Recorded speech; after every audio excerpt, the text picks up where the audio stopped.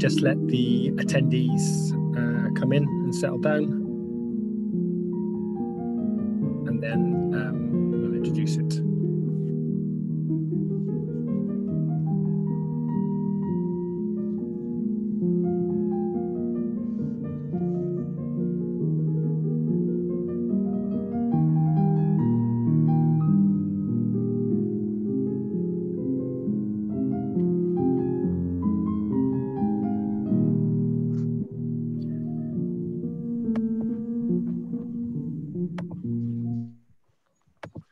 Good afternoon, everybody, and welcome to the Fashion Network Clearing Luxury Fashion in partnership with eBay. My name's Dale. I'm lurking behind the scenes here, but I will be shortly handing over to Joanne and Jong, who will be chairing today's event. Just a few little house rules and tips and tricks. And that is, if you would like to make any comments or ask any questions, then you can do so through the chat facility, which you'll see to the bottom of most of your screens. Today's event, Joanne will talk through a variety of different discussion points. If you have any questions, please pop in the chat. She will do her best to answer everyone's questions, but she might not be able to answer everybody's questions. So forgive us for that. And if you have any feedback or you'd like to follow up with any of our today's speakers, the last slide of the event will have everybody's emails on there. So, yep, over to you, Joanne. I shall just turn off the music for you. Hi everyone, a really massive welcome and thank you, Dale, for that lovely introduction.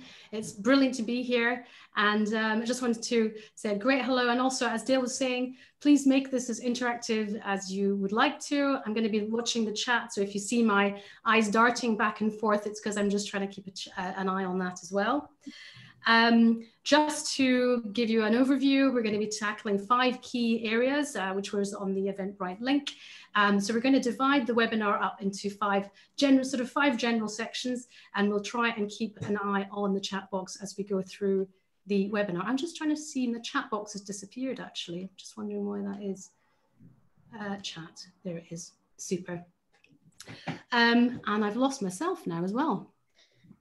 Gallery, where are we? Not sure. Okay, right. So I'm just going to carry on here by introducing myself. So massive welcome. My name is Joanne Yulan Jong. I'm the founder of Yulan Creative. We're an award-winning London-based agency. We work in creative direction and brand strategy, and we work predominantly with direct-to-consumer lifestyle and fashion businesses. I'm also the author of a book called The Fashion Switch, and columnist for Women's Wear Daily. So massive welcome, and I'm just going to continue a little bit with an overview of what my business has been in the last 25 years. So I've been in the industry for many, many years. My background is actually in luxury fashion. So I did 12 years of working in Milan with the icons of the fashion business, very closely with Giorgio Armani and Angela Missoni. And many other Italian companies. And when I came back to the UK, I then began to work for British heritage businesses such as Dax Simpson, Austin Reed, and the Liberty Group. But really over the last sort of 10 years or so, I've been working very closely with lifestyle businesses and fashion companies in the very fast growing direct-to-consumer businesses. So that's what I've been working on. And we really, with this overview of having worked in product, because when having done a lot of work in the luxury sector, I'm absolutely adamant that product has to be at the center of every successful business. I don't care what product it is or what level it is, but having to aim for the best that you can is very much at the heart of the work that I do with customers and my clients. And it's trying to align the two sides of the business, the creative vision and the business strategy, which is what I do through my consultancy. So we have some very, very wonderful people today here as panelists. I wanted to hand over to Daniel Cutler. He is an independent re-commerce consultant with 25 years of premium fashion experience. So over to you, Daniel. Thanks, Joanne. Just to give you a little background on my history, I started off in the rag trade back in my teens working as Harrods as an administration trainee before moving up to brand business, working with companies like Gant in the UK. I was responsible for new business and marketing for Gant in the UK, Ireland, also the UAE, and helping develop international markets as well. Most recently, I've worked as an importer and distributor for numerous brands from the US and Europe. And in the last few years, been focusing on residuals. It became clear to me, traveling the market with independents and larger retailers, that residual was becoming a bigger and bigger issue. And there were very few solutions, particularly for retailers and small to medium-sized brands, to alleviate themselves of what is, in effect, latent profit in their business that's tucked away in residual inventory. So my focus for the last couple of years has really been working with smaller to medium-sized brands and independent retailers in the UK and Ireland, helping them to find solutions to deal with this issue. Well, this is the big topic of today. And of course, a lady behind the scenes here, Helen, knows very much about that. So Helen, would you like to introduce yourself? Thank you. Sure, thank you. So I'm Helen Riley. I'm a fashion acquisition manager at eBay. I've been working in fashion retail and mostly online my whole career, so over 15 years now. Started off at the premium swimwear label Heidi Klein when I was still at university, and then did 3 years at Arcadia Group, followed by 8 years at ASOS, buying women's wear brands, and then most recently 5 years at eBay, looking after our big fashion company that sell directly on the site there. So lots of different parts to my role at eBay, but most recently we've launched our new designer outlet platform, hence why I'm very interested in this topic today and the discussion that we're about to have. So the designer outlet platform on eBay allows luxury, premium and bridge brands to come and have a curated area of the site, the right adjacencies to sell some full price, but mostly their outlet and off-price product direct to consumer, and take advantage of the huge customer base that eBay has in the UK. I mean, it's such a massive topic. I mean, we're going to get through as much as we can today, but marketplaces is very much at the forefront of everyone's mind. But the subject really is around luxury. Now, luxury can mean many things to many people. So I'm going to share with you a little bit about the 5 key pain points really that I discussed on a recent webinar about the restructure of the luxury fashion business. And I'm really talking about the top luxury companies at this point in time. So in the talk, it really sort of lays out the fact that COVID is just literally is a tsunami of change that we knew was already on the horizon, but it just sort of happened in a very short space of time. And we're seeing some real winners and losers in this situation. And we can see from the British High Street, we were seeing so many brands that are sort of really struggling and going to disappear purely because they weren't aware or didn't act fast enough when it comes to going omnichannel and digital. So the 5 key parts of kind of the pain points, let's just say, is obviously number 1 is the travel ban. So for, when you see that, the collapse of the fashion sort of in the luxury sector is around about 30% pretty much across the board. And that comes down to the fact that there are no luxury travelers coming into the main cities. And the second one, of course, is that the retail store themselves. The second one is the retail store. I mean, my husband just said he walked down Bond Street. Now, Oxford Street's busy, Regent Street's busy, Bond Street is dead. I mean, these huge flagship stores have just remained kind of empty. And, these are huge assets for the luxury business. They spent a lot of money on them, and all of a sudden they're kind of like mausoleums. They're just not functioning. The third, of course, is, that they are unable, the whole distribution network has completely fallen apart. Many of these luxury brands just didn't have their eye on the ball when it came to, the distribution channels and trying to sort of hedge their bets. And they've really come a cropper. And you can see many of the brands really struggling to kind of get a grip to what the next steps are. But of course, all the shows for the luxury business, I mean, this is a huge problem. The fashion shows cancelled at the last minute. I was actually in Milan on a plane with Anna Winter, with Imran from Business of Fashion, flying out to Milan for the shows. Little did we know that the whole thing was going to be shut down and the whole of Fashion Week just literally got canned. But if you think the marketing budgets behind these shows and events again, the marketing department is going, what are we going to do now? And that's just been a huge catastrophe in one sense, but it has forced them to become very digitally focused, because that's where everybody's on, is devices. And of course, the untold pain of finding full price customers. I mean, finding and keeping full price customers is predominantly why we have this big conversation today about unsold inventory. So these are the 5 key points that are made in the webinar. And I was going to talk about sort of the 4 key examples: Prada, Burberry, Chanel, LVMH. I mean, the leaders of these companies have all taken a very different approach to this crisis. And it's really interesting to see they've all fallen off. They all fell off the map by 40%, mainly because Chinese tourists were not coming here. And Prada have gone on this kind of like major kind of product and collaboration drive, very much aimed at the youth market, very much trying to sort of garner that momentum behind a new customer, as have Burberry really gone hell for leather in their advertising and trying to catalyze this new wave of new purchasers in the future. But Chanel and LVMH are taking quite a different strategy. I mean, this is quite interesting how the leadership's different. Chanel's gone on a cost-cutting exercise and pretty much reined everything in, knowing that it has this amazing kind of gem of a brand and a brand perception. You know, reined in the product, reined in the range, and just made it much more exclusive. So there's different ways of tackling keeping the prestige of your business going.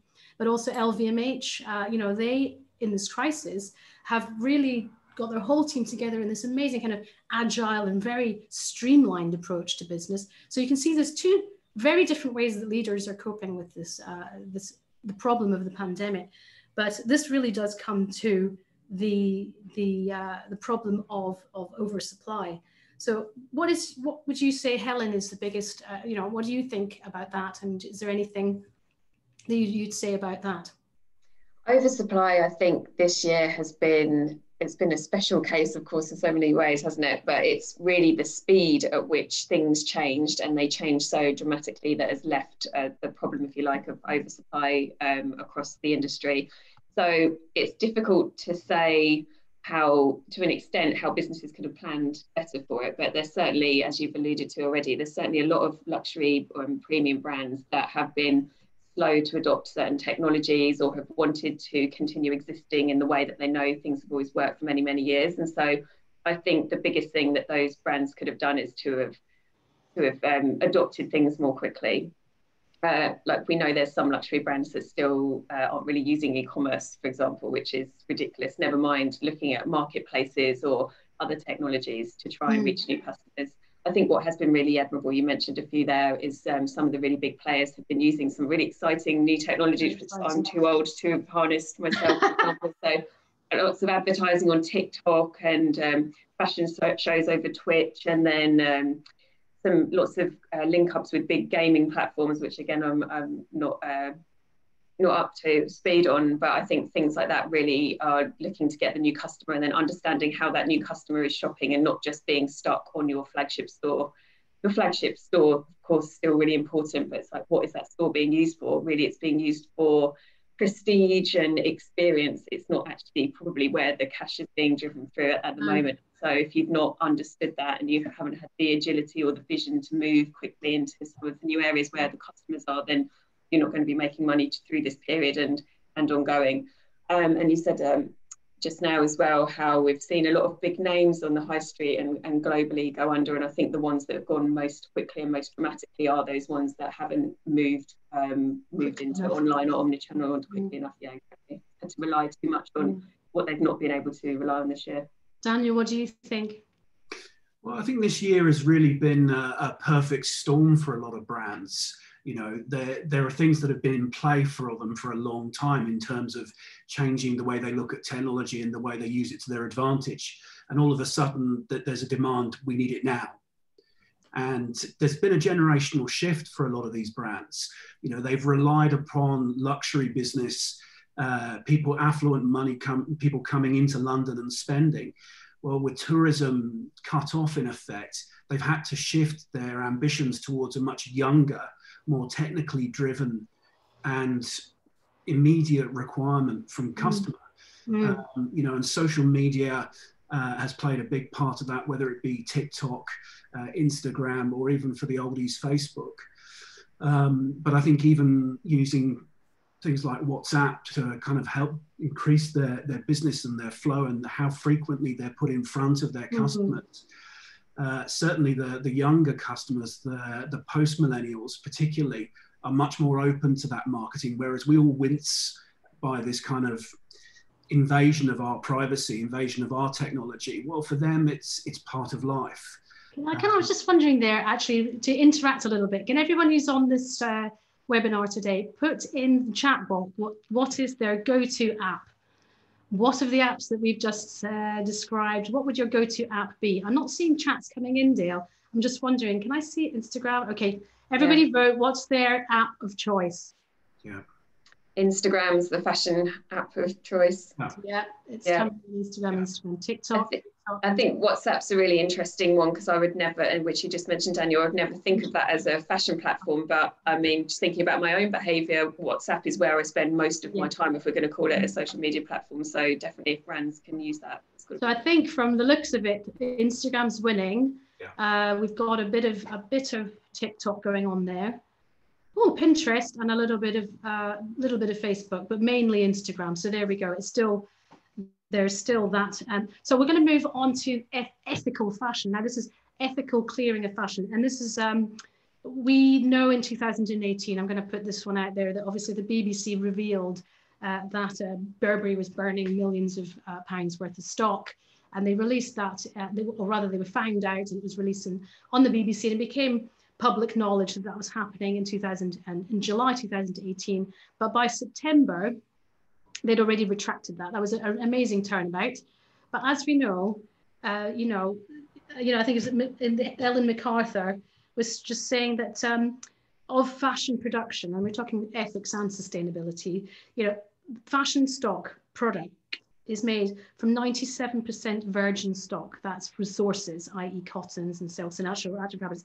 73% of that is incinerated or goes to landfill. Now, the fact that Burberry got found out, of course, but those figures show that we've been doing this for a very, very, very, very, very long time. It just happened to be a name that everybody knew. What do you see are the routes to clearing stock ethically today, Helen? I think there's lots of routes to clear stock. We know the ones like our bricks and mortar outlet stores. And of course, I've just told you about eBay's designer outlet. It would be a way to do that online. And then when it gets further down the chain, there's other third parties that will take it off you. It goes down to jobbers and things like that. But where the problems really start, I think, is the lower down the chain, the less money you're able to achieve for this stock, which then just doesn't make it economically viable, which is why we hear about lots of these stories, which I think we know as fashion insiders it is the case. It's really difficult. I think the way that it needs to be handled really is just to look at the entire supply chain. Like, we're being forced to make so much stock at such a great price, and everybody wants it now, and all of that needs to change to stop having this oversupply, because by the time it gets down the chain, then brands don't want to be selling it at a price where it's reflecting badly on their brand or losing control by sending it somewhere where they don't know where it's going to end up. It is a really difficult thing to solve at the moment. Yeah, so I was going to ask you, Daniel, as well. So I've got a couple of names of brands who are trying to resolve inventory problems. So I just wondered also if if they've been on your radio. So zero inventory. This is a whole thing which I think a lot of entrepreneurs are trying to crack at the moment. Which is there's a friend of mine. She's running a brand in LA called Caressed, and that is a made-to-measure company. So you put your details in and you make it, and it's a one-off. So and there's another company called Unmade that does knitwear in the UK. That's really clever. You get the customer to engage, you create your knitwear, and so you're not going to throw it away if you've invested so much time in it. There's another US company called Misha Nunu, again made to order. So there's lots of people out there trying to crack the oversupply model. Yeah. Daniel, have you got any also sort of insights as to sort of people that you've worked with are trying to sort of sort that out as well from their side? How do they approach ethical? Yeah, I think there's two sides to it. I think at the moment the smaller, more agile brands are able to control their excesses, because they're operating almost on a direct-to-consumer basis. So they're tapped into their consumer demand, and they've got a much clearer picture as to what their plan is going to be and how they grow. The larger brands have kind of created a problem for themselves, because most of them have developed international distributors networks. So the disposal of merchandise, well, it's out of my hands and it's out of my market, isn't really a solution, because you're dropping it into somebody else's lap. So yes. I think the brands have to look at whether or not that distribution model is sustainable for them. And what you're seeing a lot of now is that the bigger brands are actually taking markets back from themselves. They're allowing their distributor network or licenses to drop off and taking more control over their own brand, which allows them to make more global orientated decisions. And when it comes to residuals, I've worked with brands that have developed very strong licensed operations internationally, and that generates a tremendous amount of revenue. But ultimately, it creates a bigger problem on a global level. And really, the brands need to start looking at that directly. So do you think it's more of a situation sort of trying to join the dots up better and stop handing things over to someone else to sort out? I mean, years ago, I worked for a brand, a Scandinavian, an American company that's based in Scandinavia. I won't mention the name, but they actually had at the time, a very, very efficient system called an exchange meeting. So at the end of every season, once the sales have been concluded for the forthcoming season, all of the licensees would sit down in a room and basically barter out their residuals. So if Turkey had sold hot pink in 25 shirt colors, but Finland hadn't sold a single pink item, but had to guarantee on fabric and production, all of that would be shifted around. And it meant, as a brand, it was very clean in terms of where product went. And this is 20 years ago. So that's a really good example. I mean, I've got a comment here from Ben Whitaker. He says brands should take ownership of the secondary marketplaces. Absolutely. Processes. I think part of the problem with our industry is that we're always looking forward. Next season, next collection, next trend. We're not looking at, well, what's left behind.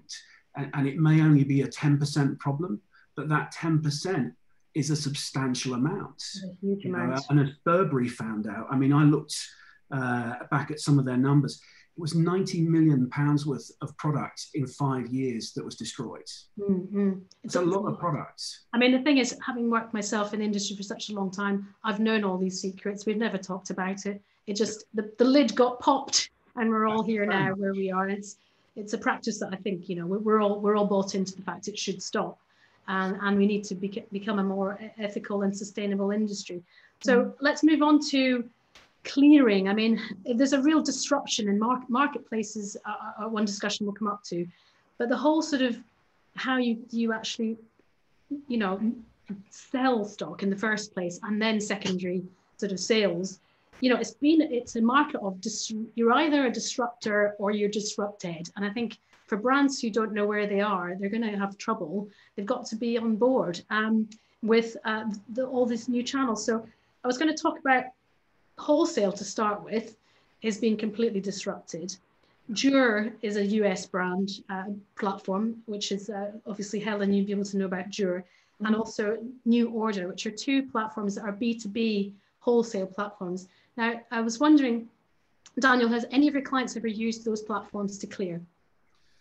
Not to clear, no. I mean, they're using both of those platforms for their forward business, and they're streamlining their operations, which is meaning they're able to limit their sample costs for a start. Mm-hmm. Because for most fashion companies, your sample costs are at least double your production costs, because the numbers are so small in terms of units. So it's helping for their wholesale business to become more precise, whether it be their own retail or their wholesale distribution, which in a way is helping the business. But I don't think in terms of disposing of historical residuals, no. Yeah. Okay, so Helen, you've got all these other massive platforms. We're talking the big ones, of course, Amazon, Farfetch, ASOS, Net-a-Porter, and Yoox. These are all the sort of big luxury people who are positioning themselves as that. But What about, I was going to ask you both, what about overseas? When you're actually looking at, because I'm looking at, when you look at Farfetch, they've now basically just wrapped up China. And that's what that deal has done, which is amazing, a huge step forward. When you look at the platforms and the geographical nature of these platforms, what about clearing overseas? If you have buyers overseas, do you, I don't know, Helen or Daniel, would you like to answer overseas clearing? Yeah, I think first of all, you just need to figure out where your customers are and then find out where they're shopping. It's almost as simple as that as a starting point. We were talking about our Far East customers, how they can't travel at the moment.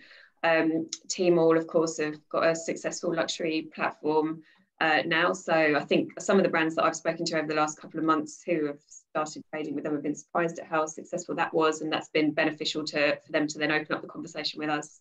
For example, where they just hadn't really recognised how big marketplaces were in different localities. So I think it's a natural progression. I always like to say marketplaces are almost like the new department stores we've seen through this year, which again has been a different year, but we've seen how much marketplaces have grown, which of course are online, and then how department stores have gone the other way. Those places are where the customers are. So if you know where your customer is, the right customer is going to be paying the right price and wants the right brand, where your adjacencies are, that's where you need to start. A lot of those platforms are global, but of course there's localities within them as well. What are the pros and cons of working with different platforms? Can you sort of maybe, I don't know, Daniel, have some of your clients maybe worked with overseas platforms? Are there pros and cons when you're choosing the right partners? Yeah, I mean, there are always pros and cons with dealing with different marketplaces. I mean, I have to say I'm a massive fan of international marketplaces. I think it's going to be a massive shift in the next couple of years from just websites to marketplaces, because the numbers absolutely speak for themselves. You know, I mean, you talk about, domestically brands like ASOS. Well, you know, then per month, it's about 76 million people visiting their website. But when you talk about eBay, for example, it's 1.6 billion in the same period. The numbers speak for themselves. But internationally, you know, you can look at numerous marketplaces. And as Helen says, you know, you tailor according to your market. I mean, I've worked recently with marketplaces such as Mercado Libre in South America, where you've got 18 countries to deal with. Yes. That are almost completely untapped with 2 languages. You know, the opportunities are vast, but it's time intensive. You need to have very good logistic operations in place. Your customer service, your returns network system needs to be set up. These are all achievable, but it's a long-term commitment. But I think, you know, it's a big world out there, and it's only going to get bigger in the next few years. I've recently done some work with Shopify. Now, Shopify currently are 1 billion websites developed through the Shopify platform. Now, in the next 6 months to a year, Shopify will become a marketplace. When that happens, they will become a direct competitor to Amazon overnight. Yes, that's amazing. It's going to shift things dramatically. So Helen, when it comes to shifting and sort of getting your product out overseas, though, again, when it comes to the product that you create, how on earth do you sort of work out, well, maybe my clothes have got long sleeves, I could maybe go to the Middle East, or maybe my clothes are very glitzy, I should maybe go to China, or I don't know. How do you go about actually working out where to position yourself? I guess there's 2 ways really. So one, you've probably got a good idea of what will appeal in what country, but then the second part, and I think one of the big reasons to try international marketplaces is that you can test the water quite easily.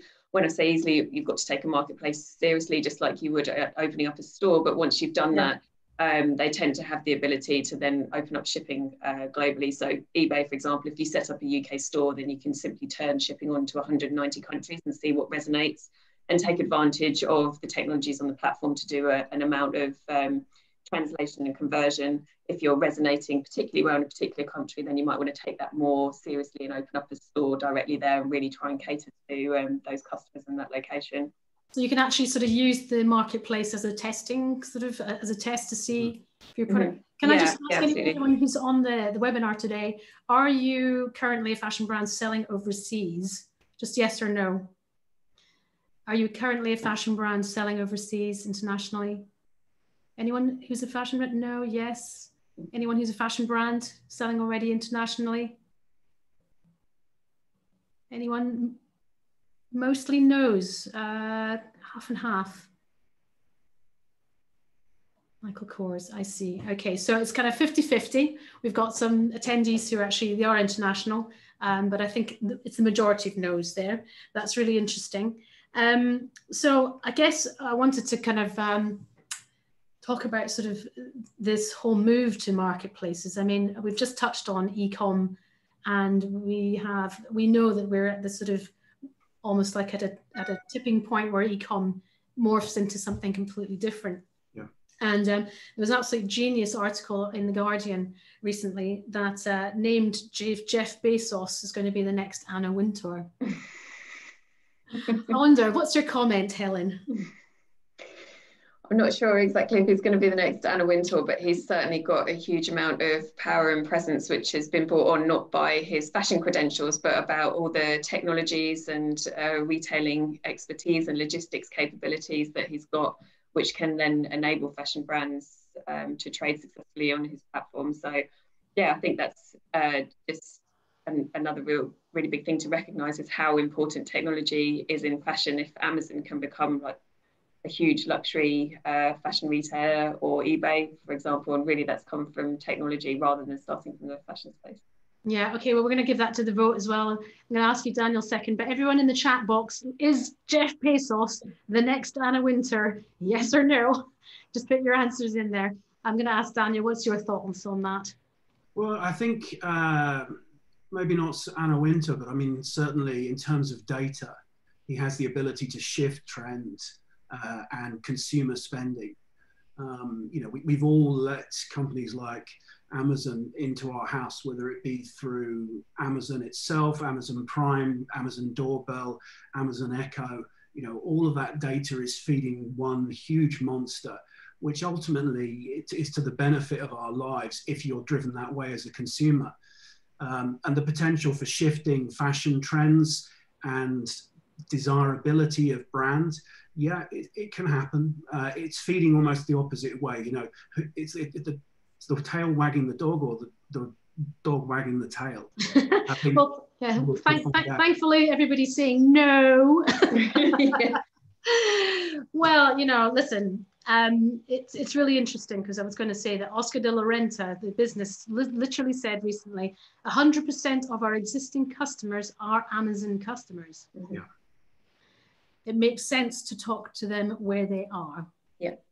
So that really just sort of sums it all up. That when Rihanna decided to stream her Fenty Beauty amazing sort of underwear collection on Amazon, I was amazed. It was just such a genius move for her to make, because she knew the reach was just astronomical. Yeah. But for the fashion brands to be hooking up with Vogue and Amazon, gosh, I mean, obviously it's a bit, you kind of take a bit of a gulp and think, gosh, what is the future going to look like? Well, and when you look, yeah, and I was going to say, so there's the two brands. It's really interesting. So you've got my friend in LA who's running the direct-to-consumer made-to-measure. She is in LA. So the mentality of setting brands up like this is really interesting, because she did the algorithm for the sizing herself. And she's a designer with my background. And she sat there and she wrote an algorithm. So she knows that the value of what she's going to be selling in the future is tech. She's now building, not the e-commerce, she's building an e-commerce site, but she's going to be building the code herself with her team. And she's just had funding to do that, because they have a very different mentality to what I want to sell at the end of this. And at the end of the day, we're all sitting here going, it's data, it's tech, and that's what the business model is. Yeah. So when we're talking about marketplaces and the big boys, what have you noticed about the Farfetch deal, Helen? Obviously, that was a really big move. Well, I suppose they're going, we've just been talking about travel bans and Far East customers not being able to come to Europe, etc. And so I think this enables them to tap into that customer market in that way. So it's certainly going to be very lucrative, I'm sure. Very interesting company to watch.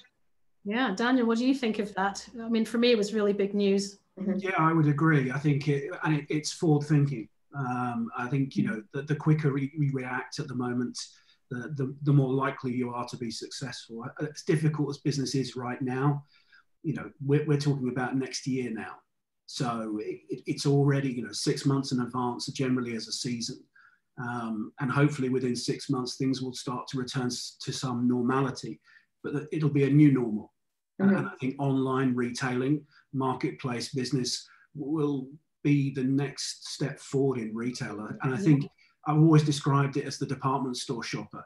The customer who used to walk into a department store for that department store experience no longer does, as what's happening on our high streets prove.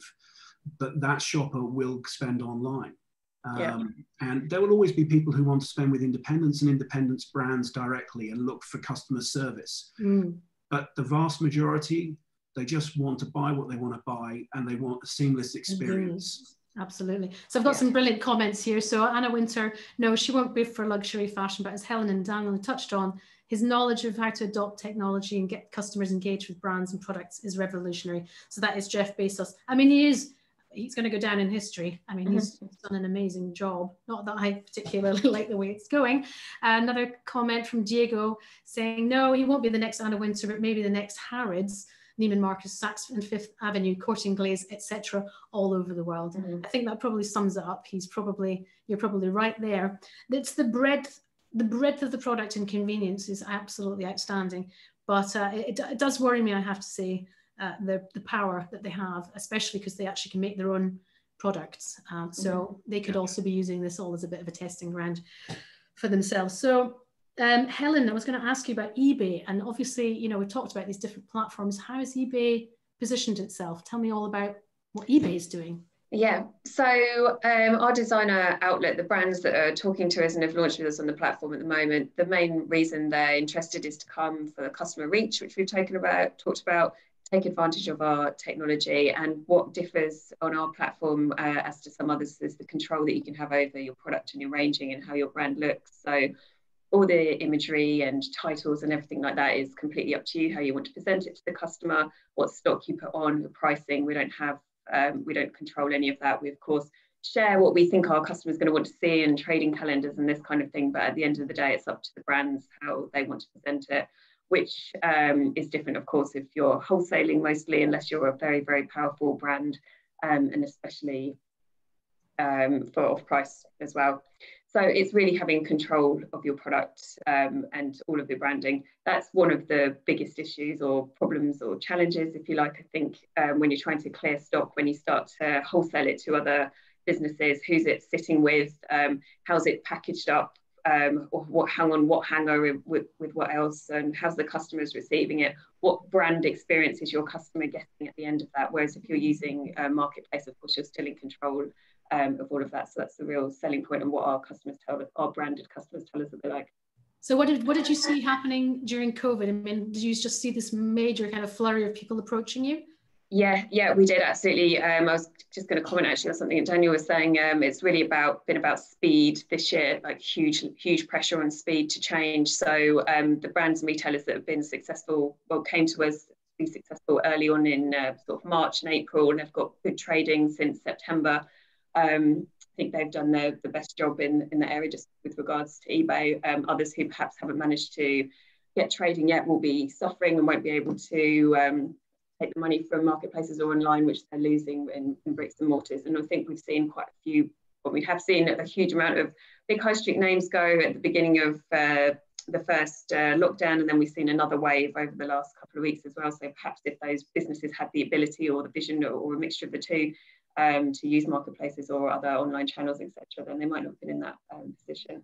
So yeah, we certainly had a lot of people coming to us, but then it was quite polarized because it was such a change and so difficult for a lot of businesses that some just weren't able to pivot that quickly. I've got a question here for you. Is brand control one of the bigger reasons why brands don't utilize secondary or liquidation marketplaces or platforms? Brand control. Yeah, I think so. When you're a brand, I mean, that is everything about what you're doing, and as soon as you start to lose control of that brand, then what is it that you're selling? So you really do need to look after that and treasure that brand, which is again why we've seen a lot of big brands and retailers have this difficulty of end of line stock.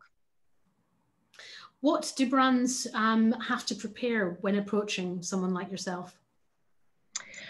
Oh, what do they have to prepare? I suppose what I really want to have a conversation with, first of all, is what is your vision? Like, what is it that you're using our platform for? What part of the strategy is it? The brands and retailers that I most respect, if you like, are the ones that have got a really clear strategy, that understand, right, we want a bricks and mortar store for our customers to come and experience the brand in the full price. We want an online marketplace to sell our outlet product at a lower price and harness new customers, younger customers, or different regions, things like that. Ones that have got a really clear picture of what customers they're aiming for and what product it is and what prices they're going to like and where. That's what I really like to hear, and that makes it easier for me to understand how they might fit into the platform and how we can best trade with them. And Daniel, when you're looking at different platforms for your clients and looking at distribution strategies, have you also found that there's a bit of nervousness when choosing one platform over another? Yeah, I think that there's always a concern. I mean, for the retailer, there's a heavy-handed approach by some of the major brands for secondary reselling, but ultimately the inventory needs to go somewhere. But the expectation is still for larger forward orders. So, you know, you've got to give some room somewhere. And I think from the brand end, yes, there's definitely a concern about perception. But my view is always that your newest consumers have to come from somewhere. You can't rely upon a steady stable of customers who are going to stay with you for 15, 20 years. That's just not how the business is anymore. But your off price gives an opportunity as a stepping stone for your future big spenders. There are people all over the world who desire these brands and look to get a foothold and wear that brand with pride. And at the moment, they're almost being limited by a perceived value in the marketplace. And when I'm talking about that, I mean retail directly. But I think, you know, online marketplaces particularly give the opportunity for people to get into brands at a lower price and get a foot up and an opportunity. I mean, it's what I found is that there is a rise also of very niche small player marketplaces coming up. Yeah. And I wanted to talk to you about that, and if there are any smaller marketplaces that the participants on this call today might also approach, because maybe the big players they feel are just not for them. Obviously, there's the footfall and the traffic and the cash, but they might just go, oh, I don't think it's right for my brand. I want to be represented by someone else. I mean, I have a friend who runs a company called LuxFix. It's very sort of mid-market. So dresses of a certain price at $250 to £300, that kind of price point. And you've got other very niche bespoke sites. Another friend, Anna Garner, she's got a little niche site called The Garnered, which is like a beautiful marketplace for very, very high-end artisan crafts and luxury goods. So are there any other smaller marketplaces that the attendees today might even look at to say, actually, I'd rather go with a smaller, more niche market? Helen, do you have any ones on your radar that you might share? There are eBay sells everything. So being aware of all these different marketplaces is something we've definitely got to do and really tackle the bigger, smaller ones, if that makes sense, I think. I'm happy to say it is a challenge at eBay. Like you've just alluded, we've obviously got the cash coming through and we've got a huge customer number, but you don't have that very tiny boutique specialist feeling. Like if you want to go and get specifically a type of wedding dress or specifically a genre of trainers or whatever it is. So that's where I think all of these smaller marketplaces win, when we're getting very, very, very specific. But where our sort of sweet spot is really, I think, is getting the bulk customers through to big, well-known brands, global brands and global retailers.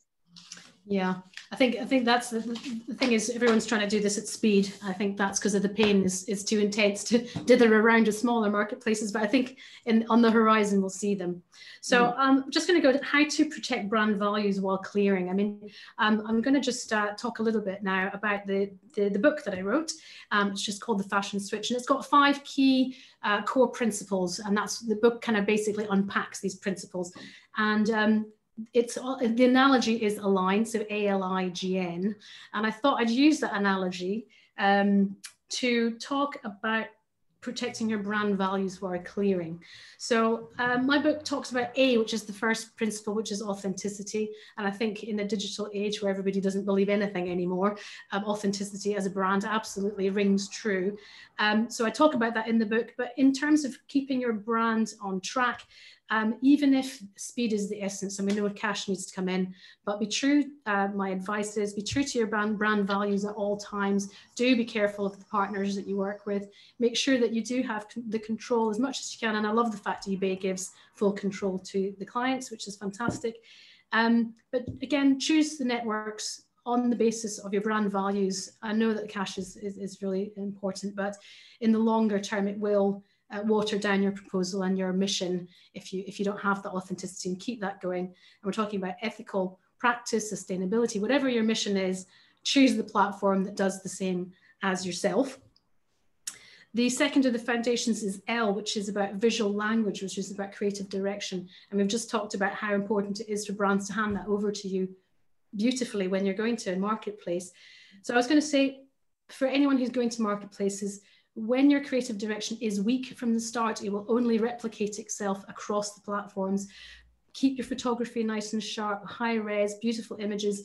When you hand that over to third-party marketplaces, it is a dream come true when everything is handed over beautifully and the codes all match up and the photography is great. I don't know if you agree with that. It's just a lovely thing to have. When people and brands have a very good point of view, and that is consistent across all the touch points. So for working with third-party marketplaces really helps them articulate your brand well. The I, which is the third of the foundations, is innovation. And of course, we've just talked about the whole of this marketplace scenario coming up. E-commerce is going to completely transform. Marketplaces will become a new world in which we merge retail, online, offline, whatever you choose to do, but it is all around tech. So I have to say to everybody here, whether you like it or not, that's just the way the world is going. Innovation has to be at the heart of your business when you're looking to sell or market. It's all about tech, but not to forget, of course, that the product has got to be absolutely as best you can be. So the G is the fourth of the foundations, which is trust, gain trust. I really believe in this flurry of people going online. I think there's something like, I don't know, we're almost like 7 billion people online now. It's a huge amount, it's almost the whole population. And trust is one of the principal key things of why brands succeed. And one of the things I always say to my clients is, once you've gained a full price customer, gaining their trust is gold dust. You have to really search hard and deep to make sure that is retained. So trust through marketing and trust through ethics and sustainability. Do what you can, can't do everything, but I think that's very much brands with purpose is the future. And the N is the fifth of foundation, which is numbers.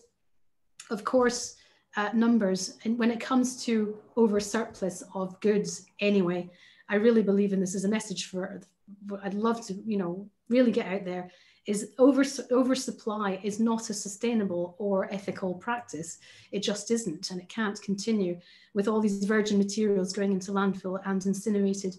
Whatever's happening to them, whatever we can do, it still is not going to be enough to solve the problem that we have. So N is, can you make ethical and sustainable business work? I think that is the challenge for us all next year. Through marketplaces, that's great. But if we all work collectively together, I'm hoping we can join the dots and make that happen. So those are my 5 key tips for protecting your brand. Do you have any insights or key wisdoms, Helen? I think the sustainability thing is obviously a key talking point at the moment, and it's two-pronged really, isn't it? So the customer at the moment expects things immediately or at a good price or a mixture of the two, and then brands and retailers feed that. So it's sort of a slow organic process at the moment, I think, to come out of that pattern, and what is it that's going to really quickly change that, so we aren't left with all of this overstock. Because at the moment, to be competitive and to win the money or the customers, brands are having to feed what they want. So yeah, two parts to it. It's certainly changing, especially the younger customer. They're more ethically aware, I think, as well. Anna, what do you think? Keeping your brand perception.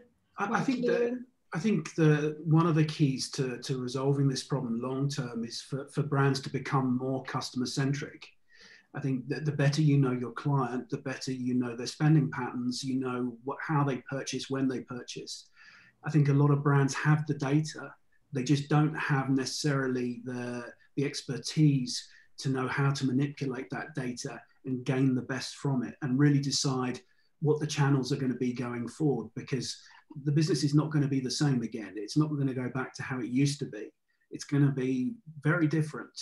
And I think a lot of brands will look at the new markets as they start to open their eyes again after this disastrous period of trading, and really have to adjust very quickly.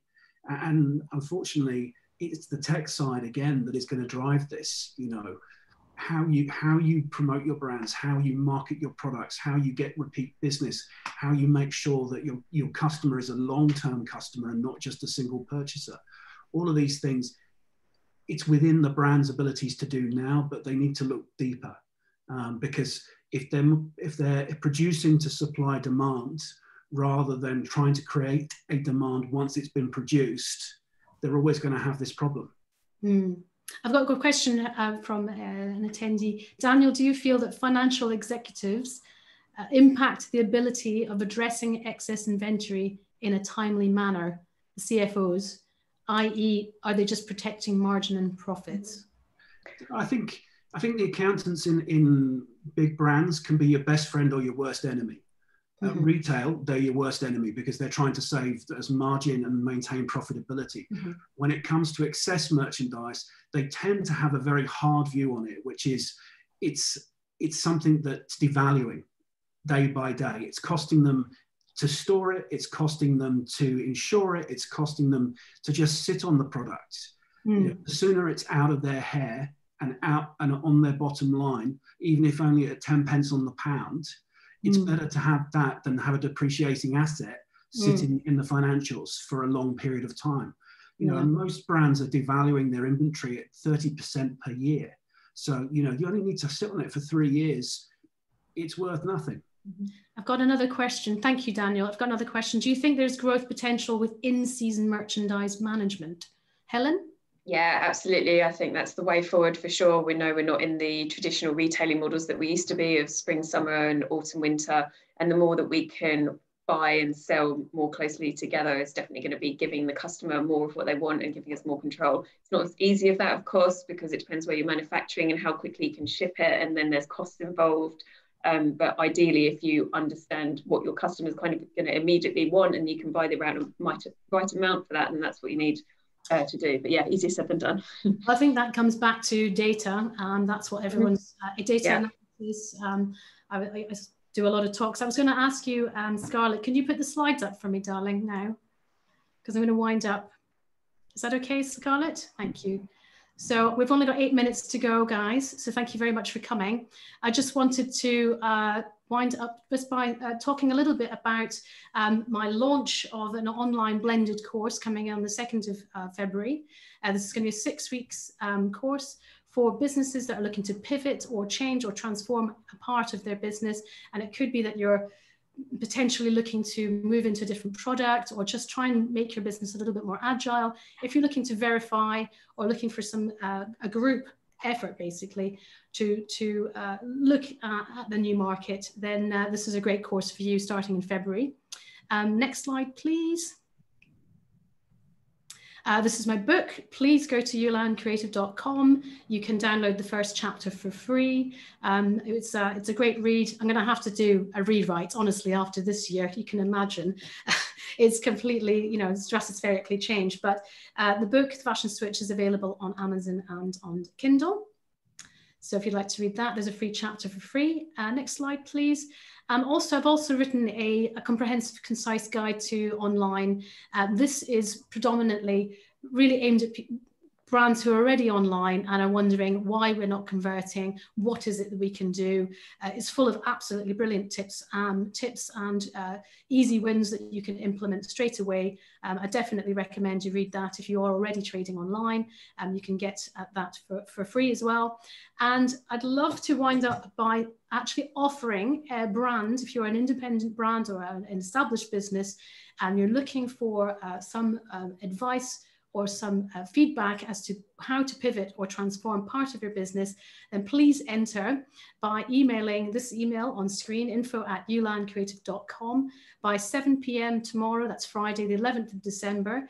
I'll be picking a winner at random, and you will be able to win an hour of consultancy with myself on a one-to-one, and I'll be announcing the winner by email on the 14th of December, which is by end of business on Monday.